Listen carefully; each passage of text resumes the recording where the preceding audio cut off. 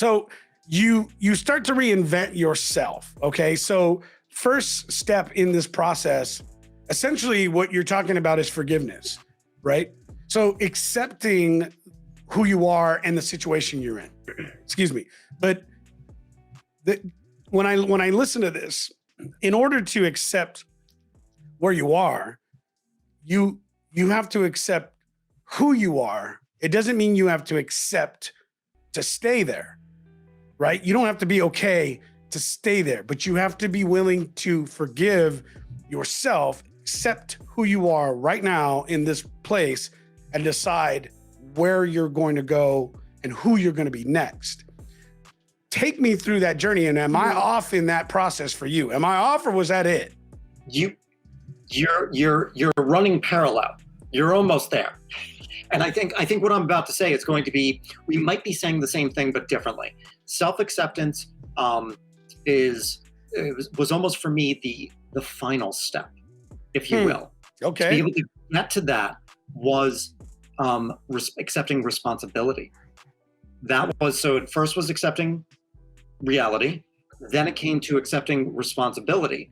And what that looked like for me, let's go back to the Otisville Federal Prison, because that's where half of this happened. I'm journaling again, and I'm thinking about, the fact that the prosecutor lied at sentencing, that the FBI made mistakes on their report, all of these little minute details. And I was thinking, boy, I shouldn't be here because of that. My sentence shouldn't have happened because of these things. And again, that intuition, my heart chimed in and it said, wait a second, you knocked the first domino down. Nobody else. The buck stops with you. Because the fact of the matter is, had you not knocked that first domino down, had you not made the choice to commit fraud, the prosecutor wouldn't know who the hell you are.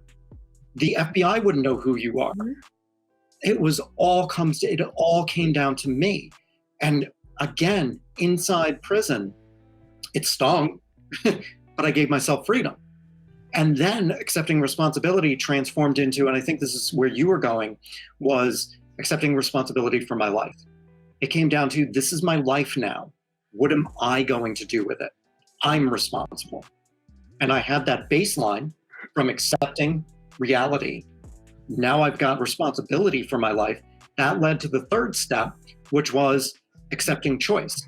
And it's funny, but I didn't realize that they were all, I call them now my 3 A's, but I had no idea that I was doing it. It wasn't conscious to me at the time. It was after I was out of prison, working through the book, I was like, oh, wow, look at that. There are actually 3 levels of acceptance that I had to go through. And those were my 3 steps. But accepting choice was understanding that literally everything I do is a choice. Yeah. Everything. I don't have to do laundry. I choose to do laundry.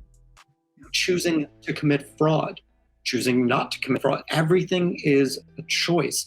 And that was so liberating, a little bit frightening, because there's a lot of responsibility that goes along with that. But when I realized that everything is a choice, it then opened up such an avenue for me to really start reinventing my life and to take that responsibility. There's a very important flip side to that, is every choice has a consequence. And to understand that and to take a step back from a significant choice. I choose not to do laundry. What's the worst that's going to happen? I'm going to have a pile of clothes. Yeah. No, other things are going to have a lot bigger consequences. But those first 3 steps were what really started reinventing. And then that went into, Lori, I love Lorianne. I love you said self-trust and self-love. I started creating. I realized, I said, if I'm going to, I destroyed everything. I burnt it to the ground. I have to rebuild from scratch. I have to reinvent from scratch. And I said to myself, I was like, if I'm going to be building, how do you build anything? Well, you start with the foundation. I need a foundation. What is my foundation? And now my foundation is, I trust myself. I am worthy. I am enough. I love myself. And I accept myself. It's 5 components.